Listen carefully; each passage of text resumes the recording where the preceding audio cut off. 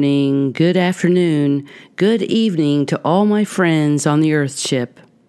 Welcome to my little sacred space of time that we reserve for the discussion of you being the alchemist of your own life. I'm Cindy Carter. I'm an intuitive, an artist, an energy healer, and a spirit consultant. This series of Alchemy podcasts each Sunday is a kind of a progressive building of information, and it does allow you to see a different way of your life so that you could see that you could be, if you choose to be the orchestrator of your life, to be the director of your life, you could be the Master Alchemist. You could witness in yourself a new sovereignty, a new being on the earth, differently. So this is your weekly place to do that. So the last podcast we talked of jumping out of the groove, how we parkour our way out of the deep set grooves that we have built up in our brains, how we can gracefully and skillfully make conscious movements to bring some kind of harmony to difficult, challenging circumstances. What we were referring to was jumping out of those long-held beliefs, those long, worn-out grooves in your brain, like jumping out of that tunnel deep in your brain that says that you have low self-esteem or negative thoughts or ideas. These lower vibrating thoughts are there for your awareness, your understanding, and your forgiveness. But these are, the keys to harmony in a mind and a body. There are ways to feel that you can transcend. So that's my point, transcendence. At least that's what I feel, that I can transcend these lower portions of the brain by breathing. We talked about doing it with essential oils, that they do stimulate portions of the brain. And we talked about being a groove dweller. And groove dwellers are, people that stay in repetitive thoughts and repetitive actions over and over and over, and they can't even fathom a new idea. But this is where we can become aware of ourself and our lower vibrations that could lead to diseases in our body. So that last podcast was kind of a way to open up the idea of bringing and allowing new thought for yourself. So today that brings us to the vibration of the emotion behind the new thought. This kind of sets a tone and a power behind the vibration of the new idea, and how your energy field of intelligence will map it for you. Energy will map energy regardless how you think it's going to happen. It has its own vibrational intelligence. So we're going to teach ourselves to become emotionally aware and vibrationally intelligent. You see, every emotion has a vibration. Of course it does. Everything is energy. I see energy. I really don't see doctrines. So I can kind of talk my way out of a paper bag because I don't really care about what other people have, said this was or is or going to be. I just see it as vibration. And everything I know is compassionate vibrational allowance, which has a lot of forgiveness and a lot of love vibration into it.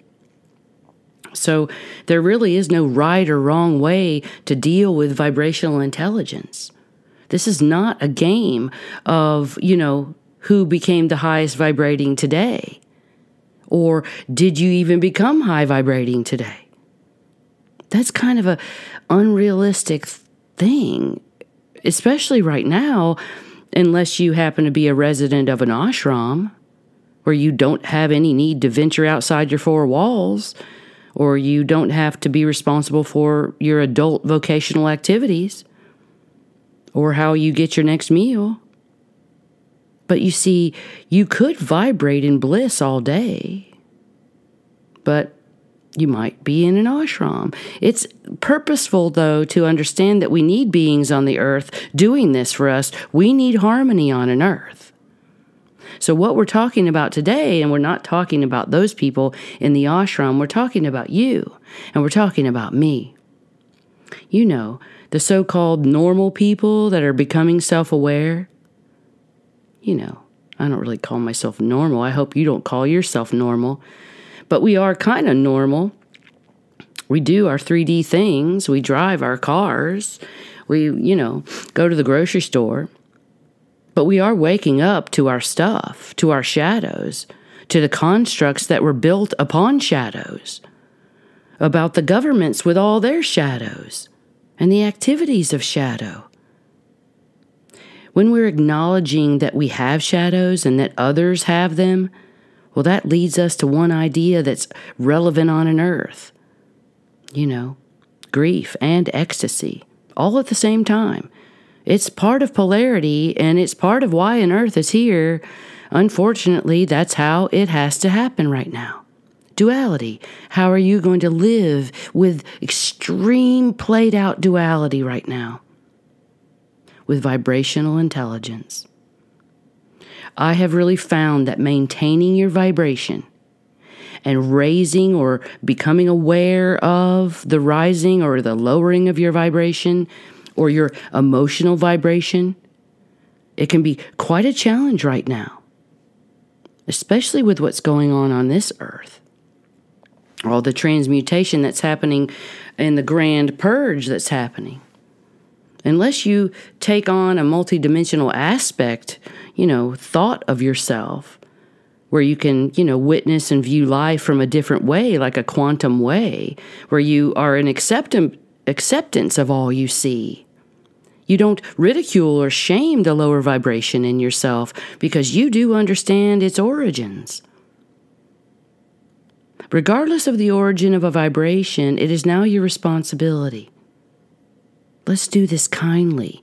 So even though as an alchemist you're becoming aware of these energies, they are your responsibility to do something with, or you can just sit back and just allow them to run rampant in your body. This is about the emotional vibrational scale. And yes, you could stop this podcast right now and Google it and bring up the scale. And look at it while you listen to me talk. You see, there is a range of emotions. You might go, whoa, I had no idea that yesterday when I didn't get my salad fast enough at the restaurant that I was in the state of, let's see, on the chart, I believe I would have been in disappointment. Yep, I was in disappointment that I didn't get my salad fast enough. Oh, and then I, worked myself into blaming whoever, blaming that waitress. And then, oh my gosh, I got angry. I'm not talking about myself. And then I got so angry because I didn't get my salad on time. All in just a few minutes. You blew up your whole energy field to ruin the rest of your day. As you go about being short with everyone around you, no fault of theirs. It's the emotional scale roller coaster. You just bought a ticket down the spiral. You see, the intelligence of the heart and the mind combined can be a powerful source to monitor and regulate the emotional scale of vibration. You see, it does go up and it does go down. And again, we are human. There are no wrongs. Even anger isn't wrong. It just needs tempering. It needs attention. It needs love and forgiveness. It needs transmutation. So let's look at the down scale. And I all of a sudden hear, dun, dun, dun, dun. Here we are at boredom. That's kind of where the teeter-totter is. Like we either spiral up or we spiral down. And you might end up in this boredom place. The simple act of boredom. This is starting the roller coaster down. This simple act puts you right at the space of up and down. where you get to kind of choose with whatever you add to this alchemy of what will take you up or down. So we're going downward to just show this vibrational scale. So let's tip it a little further down. Take boredom a little bit further, and all of a sudden you're in pessimism. Oh yeah, you don't believe it. I don't believe it when I even see it. That's never going to happen for me. No Sasquatch is going to talk to me. I'm not going to have a good day because I'm, just vibrating bad. Then you become, a pessimist, where your negative thoughts become overwhelming. Oh, that's the next step, overwhelm. So this one's an easy one to get to based on the amount of self-love you hold. This one can be really tough. Like for me personally, this one used to be my hardest one. For me, it's a matter of saying no more and more and more. I'm not trying to be mean. I'm trying to be compassionate with myself. So I'm not doing too much for other people and their ideas and their thoughts and their paths when it's not my own path. See, I had a past in this life that offered me a very quick death by saying yes to everyone. So I say no now. Then, I'm in a better place. I'm not in the overwhelm. I don't accept overwhelm for myself. Then what if we, take overwhelm a little bit further? When you become totally overwhelmed, then the spiral becomes kind of dizzying, and it all just becomes disappointing. When we hold others to an expectation, or even ourselves, we get into an overwhelm in our mind, and then that becomes a disappointed feeling. It's not feeling better, so I'm just going to start spiraling down kind of fast now into these other emotions. Here we go. Worry, blame, disappointment. Bam, bam, bam. See, these things are fuel for the spiral down. They go faster downhill when we accept these things, when we accept worry, when we accept overwhelm, when we accept the blame on yourself or another. These are overactive emotions. These are fuel. Why worry about the things you can't control? These are looking outside yourself or to another to take a blame. This is also known as spiritual bypassing. Nice. There's a lot of religious people right now that are kind of in my midst that are really good at this.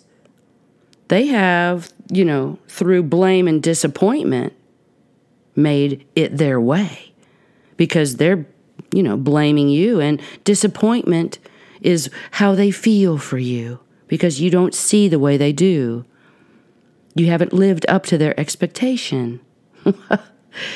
Well, I've dealt with a lot of that lately, so I'm just becoming really familiar with them. It's really not about the spiritual bypassing. It's about the fact that they hold worry and blame and disappointment in themselves, that they have to look outside themselves for someone else's happiness. So then all of a sudden, here we are at anger. You see a lot of angry people right now. I see them on the interstate. I see them in the grocery store. I see them online. I especially see them on YouTube.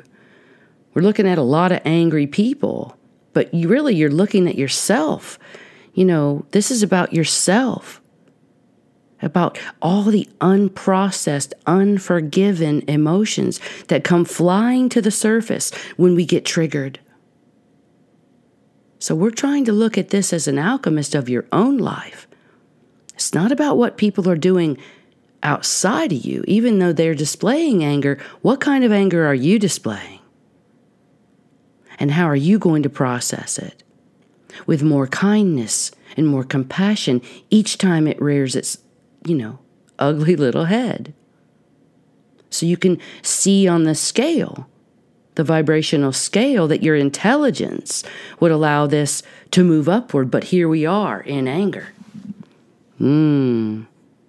Unforgiven, triggered emotions. Anger leads to hatred, leads to rage, and here we are. This is where the reptilian brain takes over, and, it becomes very difficult at this point to use your intelligent heart, your intelligent mind, when the electronics and trauma of your mind becomes vampiric, becomes demonic. It's the flight or fight syndrome. These things trigger deep existing traumas that might be housed inside of you, anywhere inside your body. This is where hatred and rage takes over, where you want to blame for your position, or even blame yourself. If we continue this spiral down, we come to jealousy. This is where the mind wraps itself up into justification and allows itself the idea that, you're kind of less than another person. Therefore, you must be jealous of them. Some say this is a sin. Well, I don't believe in sins. I don't have a belief pattern about sins. I feel into unprocessed emotions based on my past lives or my epigenetic and ancestral past. So anything that comes out as jealousy or anger is probably an epigenetic or an ancestral influence. These are things that we can transmute through forgiveness and compassion. Each time it comes up, I'm just going down the scale to show you how ugly it can get.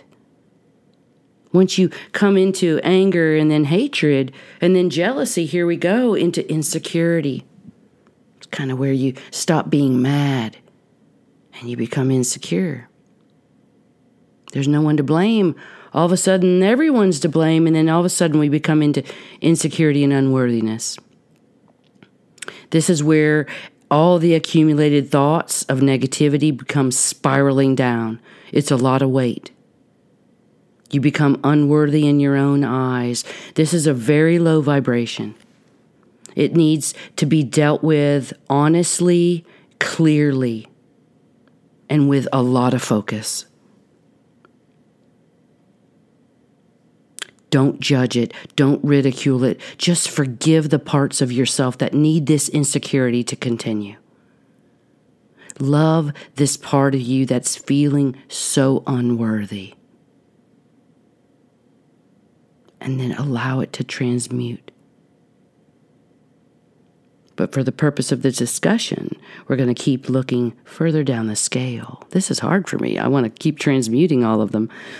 The bottom of the scale is fear. It's grief, it's depression, it's victimhood.